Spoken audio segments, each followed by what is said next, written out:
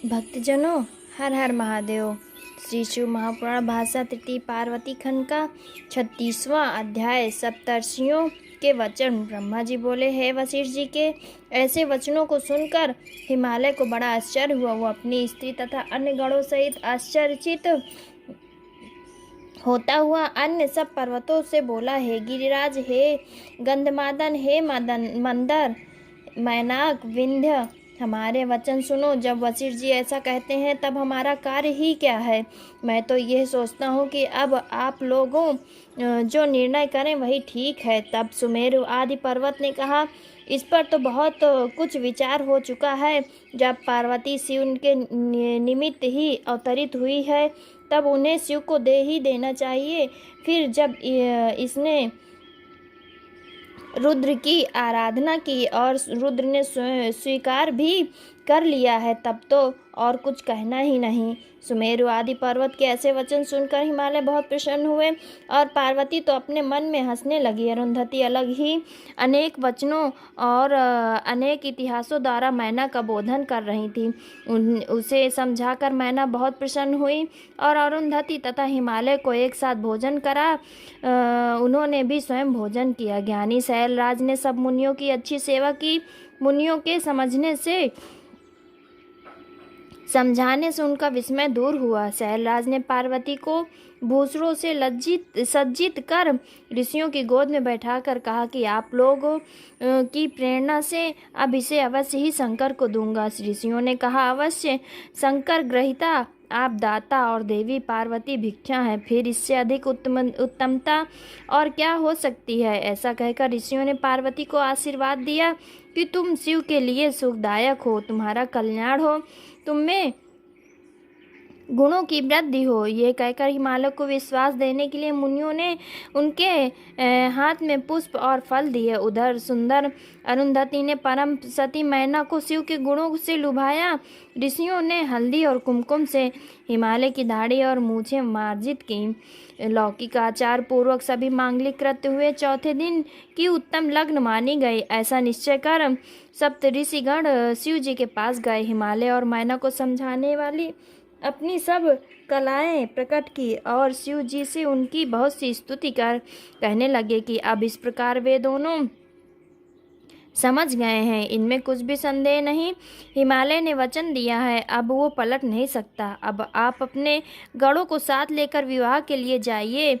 हे देव, अब आप शीघ्र ही अपने विवाह के लिए हिमालय के घर चलिए और यथोक्त पार्वती के साथ विवाह कर पुत्र उत्पन्न कीजिए। ये सुनकर शंकर जी लोकाचार की गति से हंसकर बोले कि मैंने तो ना कभी विवाह देखा है न सुना है। जैसी विधि आपने पहले की है वैसी ही विधि कीजिए। शिव जी की इस प्रकार कहने पर ऋषिगण हंसने लगे। फिर बोले, अच्छा तो आप पहले विष्णु जी को उनके समाज सहित यहाँ बुलाइए तथा ब्रह्मा जी और इंद्र को बुलाइए। समस्त ऋषियों, गंधर्वों, किन्नरों, सिद्धों, विद्याधरों और अप्सराओं के समाज तथा अन्यों को भी सादर सप्रेम आमंत्रित कीजिए। इन सब के आने से आपका कार्य सिद्ध होगा। शिव जी से ऐसा कहकर सप्त ऋषिगण अपने लोक को चले गए। तृतीय पार्वती खंड का 36वां अध्याय समाप्त। 37वां अध्याय। हिमालय के घर आमंत्रितों का आगमन और मांगलिक कृत आरंभ।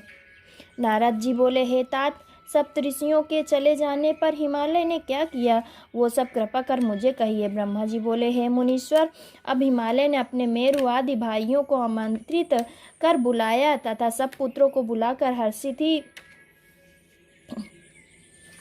हर्षित हो पुरोहित गर्ग जी द्वारा लग्न पत्रिका लिखवाई। फिर उसे स्वजनों के साथ शिव जी के पास भेजा तथा उनके साथ अनेक प्रकार की सामग्रियां भी भेजी। उन्होंने कैलाश में जाकर शिव जी को तिलक किया और वहां पत्रिका भी शिव जी को अर्पित की। शिव जी ने भी उनका सम्मान किया। सब प्रसन्न हो शैलराज के पास आए। शैलराज को बड़ी प्रसन्नता हुई। फिर हिमालय ने प्रसन्न हो अपने उन सब बंधुओं को न्योता भेजा जो उनके देश में स्थित थे। फिर शैलराज ने बहुत सा स्वर्ण संग्रह कराया और विवाह के योग्य सब सामग्रियां एकत्रित की। चावल, चूरा, गुड़ और लवण एकत्र करा कर दूध, घृत और दधी की बावलियां भरा दी। बहुत सा पिसा हुआ धान एकत्रित कर ढेर लड्डू एकत्रित कराए। पूरी, कचौरी और शर्करा इकट्ठा कर किया। अमृत से इच्छुरस की बावड़ी भरवा दी। मक्खन तथा आसवों की भी बावड़ी भरा दी तथा अत्यंत स्वादिष्ट पकवानों के ढेर लगवा दिए।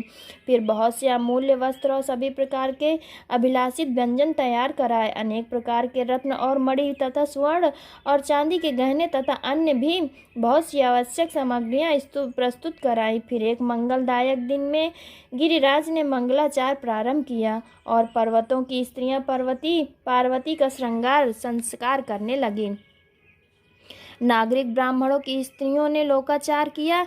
सुंदर मांगलिक उत्सव आरंभ हुआ। हिमालय ने प्रसन्न हो मंगलाचार किया। सबको शिव जी के आगमन की उत्कंठा होने लगी। आमंत्रित बंधुओं का समाज लूट गया। सभी अपनी स्त्रियों और पुत्रों सहित हिमालय के घर आए। सभी अनेकों प्रकार के वस्त्राभूषणों से युक्त थे। वे सभी अनेक पर्वत अपनी स्त्रियों और प्रजादिकों सहित बहुत समणि रत्न लेकर शिव का विवाह देखने हिमालय के घर आए।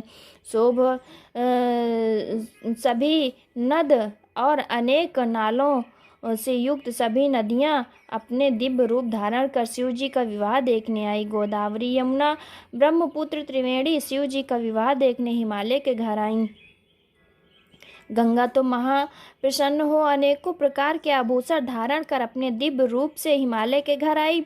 नर्मदा, महाकोदा, सरिद्वारा, रुद्र कन्या ये सभी नदियां बड़े प्रेम से शिव का विवाह देखने आई। इनके आगमन से हिमालय की दिव्यपुरी व्याप्त हो गई। ध्वजा और तोरणों से महा उत्सव होने लगे। हिमालय ने यथा योग्य उत्तम स्थान देकर सबको संतुष्ट किया। तृतीय पार्वती खंड का 37वां अध्याय समाप्त। 38वां अध्याय विश्वकर्मा द्वारा हिमालय के घर की कृत्रिम रचना। ब्रह्मा जी बोले, हे मुनि सत्तम, इस प्रकार उस परमानंद विवाह महोत्सव को आरंभ करने के पूर्व हिमालय ने अपने सारे नगर को अच्छी तरह सजाया। सभी मार्गों सहित राजमार्ग तथा संपूर्ण राज सदन की सुंदर सजावट की गई। विश्वकर्मा को बुलाकर हिमालय ने सुंदर ब्याह मंडप की रचना कराई। अनेक लक्षणों से आश्चर्ययुक्त 10,000 योजन चौड़ा वितान बनवाया, जो स्थावर जंगम सभी प्रकार के लिए बड़ा ही मनोहर था और जिनमें अनेक प्रकार की चमत्कृत वस्तुएं लगाई हुई थी। स्थावर की रचना ने जंगम को और जंगम की रचना ने स्थावर को जीत लिया। इसी प्रकार जल की रचना ने भूमि को और भूमि की रचना ने जल को जीत लिया।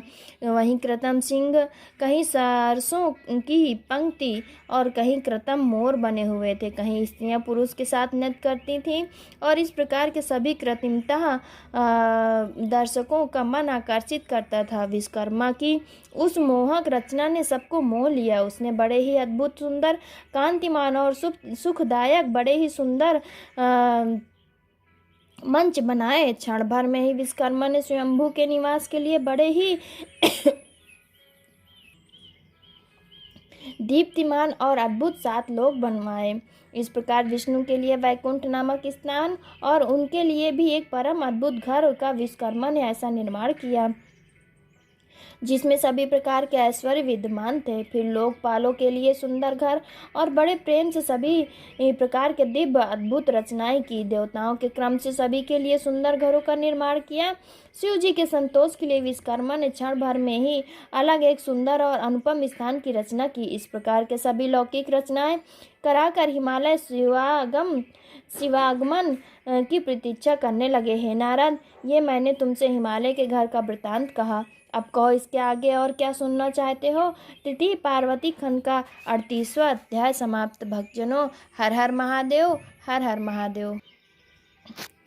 39वां अध्याय देवगमन एवं देवकृत्य वर्णन। नारद जी बोले, हे तात, हे करुणामयी निधे, आपको नमस्कार है जो कि आपने मुझे ये अद्भुत कथा सुनाई है। हे विष्णु शिष्य, अब मैं आपसे सर्व पाप नाशक शिव जी के मंगल विवाह को सुनना चाहती हूँ। कृपा कर आप कहिए कि शंकर जी ने विवाह की पत्री पाकर क्या किया। परमात्मा शंकर की इस कथा को मुझे सुनाइए। ब्रह्मा जी बोले, हे वत्स सुनो। शंकर जी उस लग्न पत्रिका को पाकर हंसने लगे और उसे लाने वाले मुनियों का सम्मान कर बोले कि आप लोगों ने ये अच्छा कार्य किया है। मैंने इस विवाह को स्वीकार किया। अब आप लोग भी मेरे विवाह में अवश्य आवे। ये सुनकर ऋषिगण प्रसन्न हो अपने लोक को चले गए और लीलाधारी प्रभु ने ही मुनि तुमको स्मरण किया। तुम शीघ्र ही वहां पहुंचे और बार बार जय शब्द करते हुए तुमने शिव जी की बड़ी स्तुति की तथा आज्ञा मानी। तब शंकर जी ने प्रसन्न हो तुमसे कहा कि हे मुनिश्रेष्ठ, तुम्हारी आज्ञा से जो देवी पार्वती ने महान तप किया था उनसे संतुष्ट होकर पतिवरण का मैंने उसे वर दिया। अब वश उससे विवाह करूंगा। आज के 7वें दिन विवाह है। मुझे लौकिक गति का अनुसरण कर एक महान उत्सव कराना है। शंकर जी के इस वचन को सुनकर नारद जी बोले, हे प्रभु, आप तो भक्तों के वश में रहने वाले व्रती हैं। पार्वती के मन की अभिलाषा पूर्ण कर आपने ये अच्छा ही किया। अब मेरे योग्य जो कार्य हो बतलाइए। हे मुनीश्वर,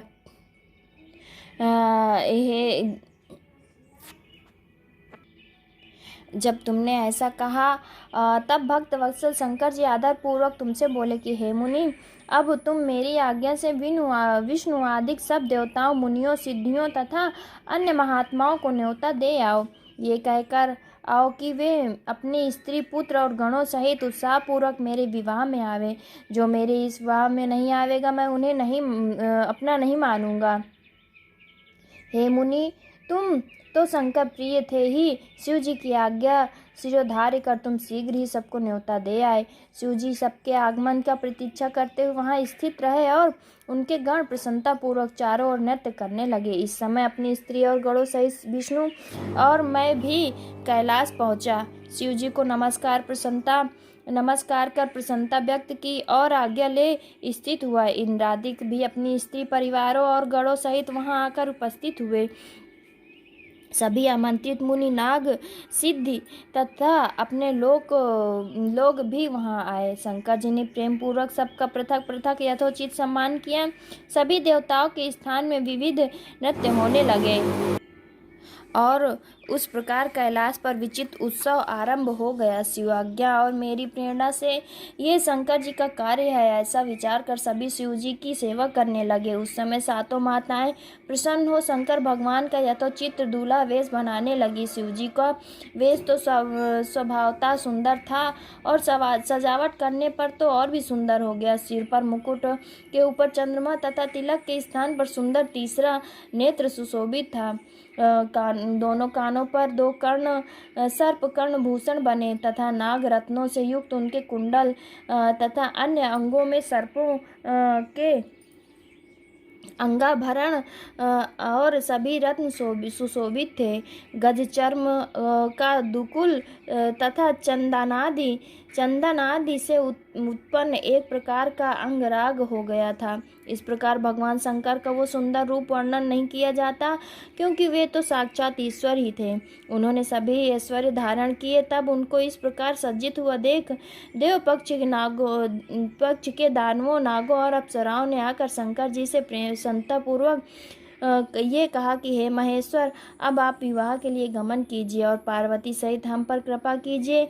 विष्णु जी ने भी कहा कि हे प्रभु, अब आप ग्रह सूत्र की विधि से पार्वती जी के साथ विवाह करने के योग्य हो गए हैं।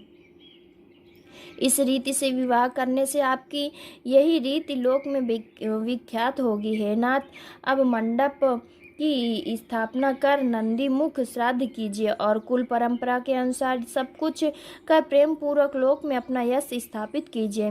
विष्णु जी के आदेश अनुसार शिव जी ने सभी विधियां संपन्न की। मुनियों ने प्रेम पूर्वक सभी कृत्य कराए। कश्यप, अत्रि, वशिष्ठ, गौतम, बृहस्पति, कण्व, जमरादि, पराशर, मार्कंडेय, शिलापक, अरुणपाल, अकृत, ब्रह्म, अगस्त, च्यवन, गर्ग, शिलाप, दधीचि, उपमन्यु, भरद्वाज,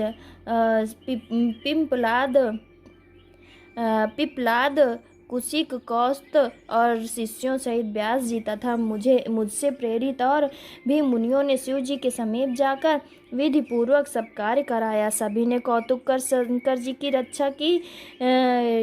ऋग, यजु और सामवेद के सूक्तों तथा और भी अनेक स्त्रोतों से अनेक प्रकार के मंगलिक कृत्य किए। विघ्नों की शांति के लिए मैंने और विष्णु जी तथा शिव जी ने भी ग्रहों तथा मंडल स्थित देवताओं की पूजा की। इस प्रकार के लौकिक वैदिक कृत्य कर शिव जी ने संतुष्ट हो ब्राह्मणों को प्रणाम किया और सब ब्राह्मणों तथा देवताओं को आगे कर प्रेम पूर्वक कैलाश से यात्रा की। गाने बजाने का महान उत्सव हुआ। तृतीय पार्वती खंड का 39वां अध्याय समाप्त। भक्तजनों, हर हर महादेव, हर हर महादेव।